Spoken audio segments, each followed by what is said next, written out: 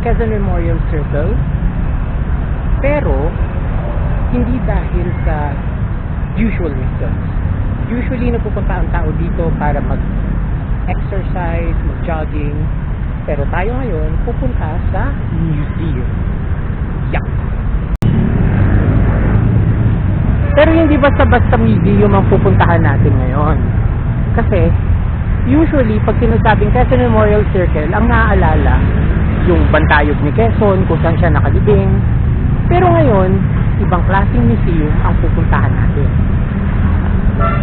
Alam nyo ba na ang Presidential Cars Museum ay matatagpuan sa Quezon Memorial Circle? Tara, puntahan natin.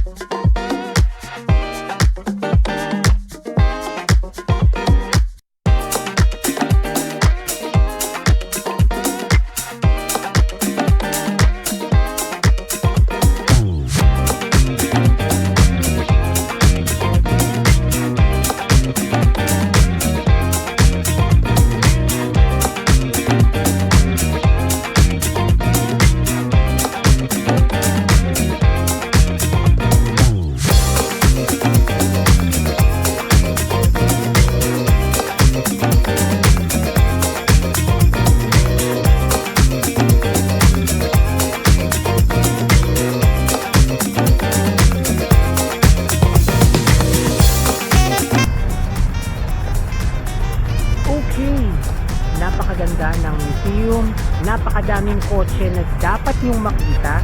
Ito'y isang simbolo ng ating kultura mula sa isang leader hanggang sa kasalukuyan.